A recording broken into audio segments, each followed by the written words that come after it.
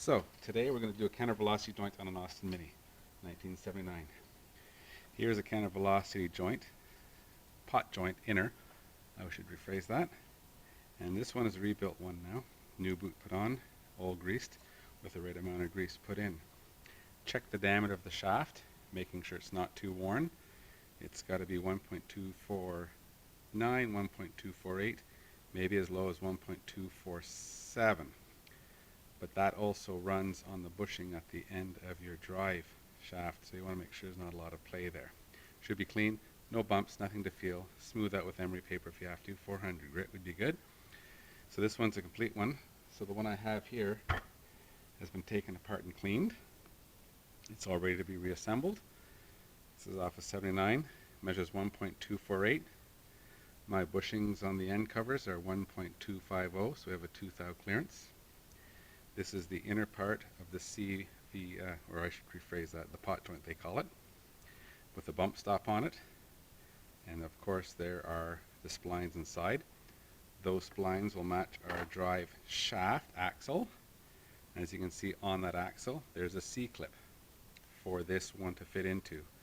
Fairly easy to put back together, a little harder taking off, because when you hit, you want to make sure you're hitting the end of here, not back up onto this position. Just into here. It'll pop the C-clip, off it comes. If you have no C-clip, spend the $5 a C-clip, put them in. I have one on the other end, which is on the outer drive shaft, was actually cracked and missing. Found part of it, and it's actually just a half moon now.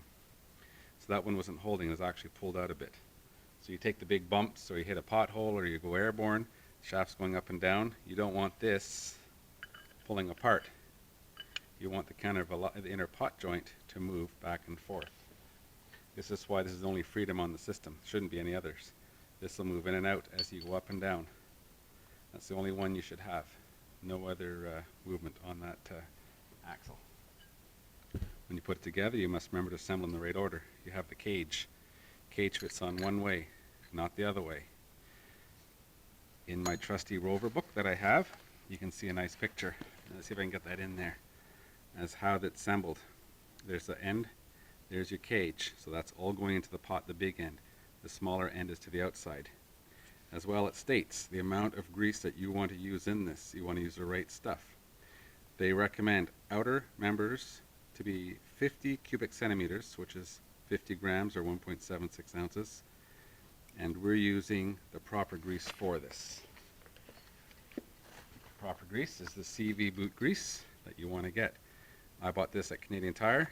One package has 3 ounces for 85 grams, and we only need 50. So basically a third of this package will be used. 2/3 of the package will be used. 1/3 will remain. Not that expensive at Canadian Tire. Surprising, we read the back, made in Great Britain. And they sell it here at Canadian Tire. So what I have done, you have your beautiful inner, and you have your outer. You want to make sure when you put them together, they go in. The big end of this diameter is at the white part that goes into the boot, into the counter velocity. Comme ça. So what I'm going to do first is just a quick check. So everything's been cleaned and washed. I'll just pop the bearings in, dry, everything dry for now. Get all the 6 in. Everything, like I say, should be clean. No dust. I like doing these on the bench because I have an engine out of the car right now, so it makes it simple. As I take the pot joint to pop it in, I'm just going to drop it in like that. So it should run fairly freely. What I want to check is like an axis. So take this and try to turn it. So you're actually trying to spin it clockwise and counterclockwise. And if you have huge clunks, let's say up to approximately 18 thou, you're fine, but anything above 18 thou, you should think about changing the bearings or replacing the pot joint because you have way too much wear on your inner. And if you can see inside the shine, you can actually see where the balls have shined over time on the inside. It's hard to see, but this one's still acceptable. There's no ridge yet, it's just shined up. Balls aren't undersized, they measure quite well. So because of that, I will start to fill this one up with the grease, and off we go. So just pop the bearings out again. This is not like cylinder head, we got to get the right tappets and everything in the right location. These are just bearings running in a shaft. So like I said, you got to make sure these are connected the right way so you get the full movement, because this is rotating. It's going in and out at the same time. So now that it's ready to go, I'll keep this two together. Apply a little grease. Now that we know the amount, this way it's also going to hold the ball. And canter it with a good bit. This is almost like packing. But you want to make sure you're using CV grease, CV joint, or inner pot joint grease. Don't use wheel bearing grease. It will break down and will not do the job that you're requiring. As well,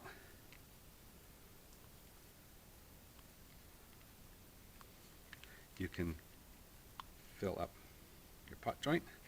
I'll just rub it in on each groove.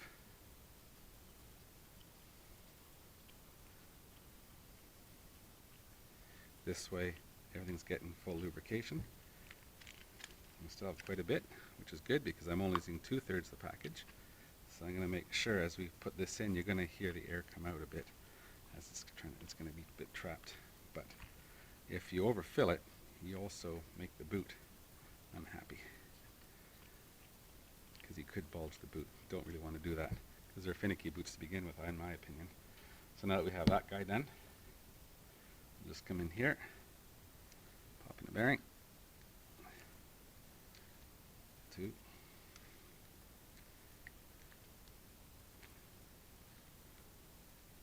it's already getting very stiff with the grease in there.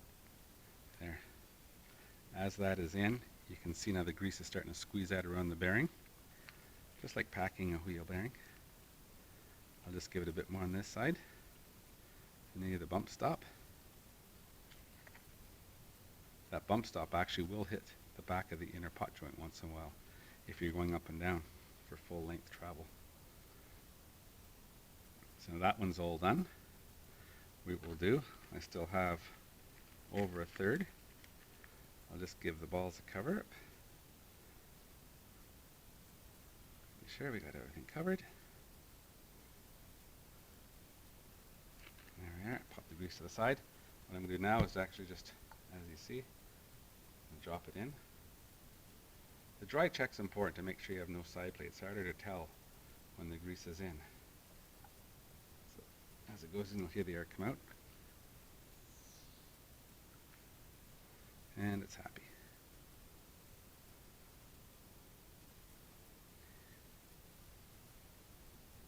I'm just making sure the grease stays on the inside.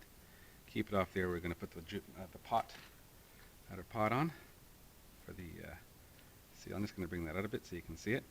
Sometimes you can put the boot on first or after. Depends on your mood.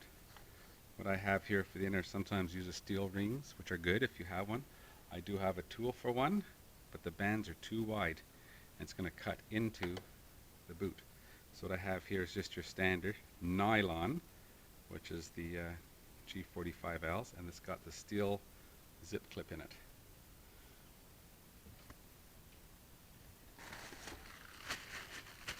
Get your new boot. I pre-inspected. I'm going to turn it, pop it inside out, and we'll pop that over this ledge. Maybe I should have done it first. Keep it clean. Get that on like that. Now we have the boot on to its locale. That's it. We're going to take our nylon boot clip. Here it's zipped down. This is a low head one, which is important because I'll show you why. When the boot comes over, you're actually getting very close to the edge of that. I'll just tighten it down a bit. A couple clips in. That's why I like the metal insert. You can give a good snug. The head of these are fairly low. Snip that off. Do a little trick here. Heat up my propane.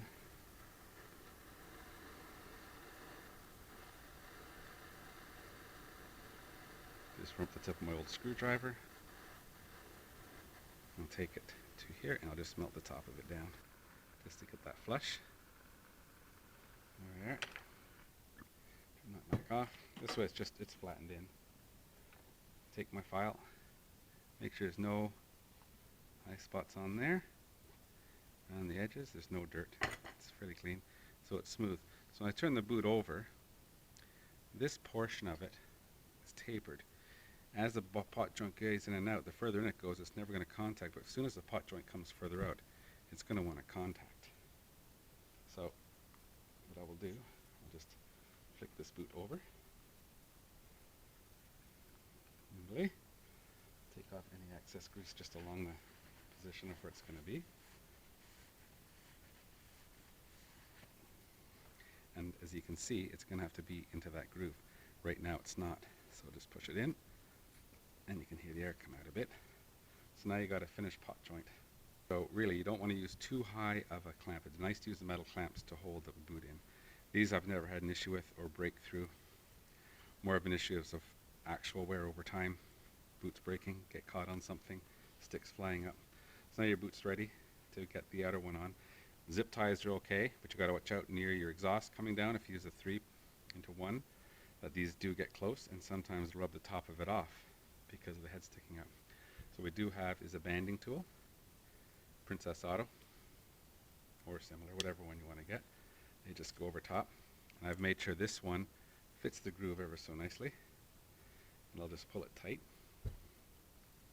So, as you pull it tight, you can get it through the little guy. You can bring it up and come on through. And you got this little handle as you turn it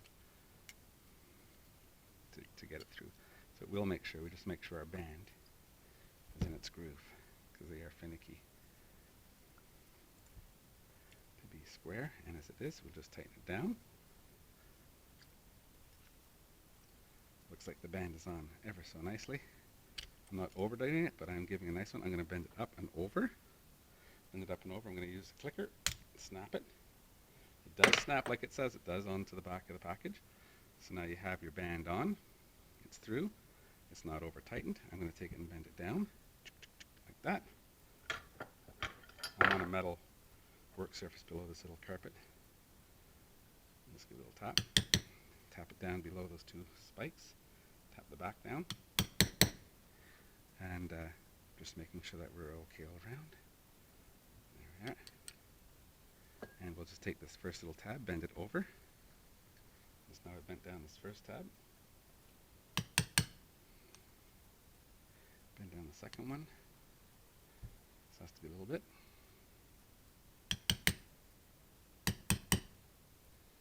And we'll lock her in place by tapping it down. Now, these boots can take a lot of heat from the exhaust. They are rotating.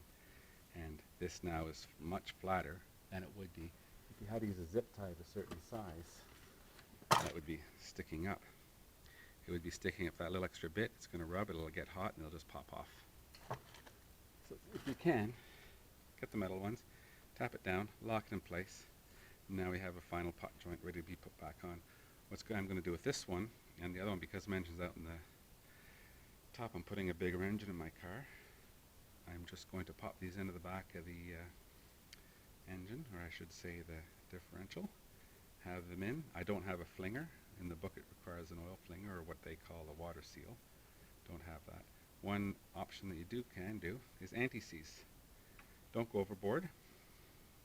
As these go together, I'm going to plunk in. Oh, forgive me, wrong end. As this goes in, there's nothing protecting water from getting into these splines. It's just a tight butt seal. And you can see on mine it's slightly rusted, but there's no loss of diameter at this point. I'm going to put a bit of anti-seize onto here. You can use copper seize, anti-seize. It's just enough to coat this area, so if any water or moisture try to get in, it's not going to get it down and rust to the splines, because sometimes you'll have a heck of a time getting this off of the pot joint. If you do, replace it. They're not that expensive. But this one is ready to go, new boots. The reason why I did this is because my boots are rotten. They're on way too long, and neglect not noticing it. So that's it for pot joints. I have 2 done. I'll just go put the other band on if I find another band. And then these guys are ready to be inserted onto the car. Thanks for watching.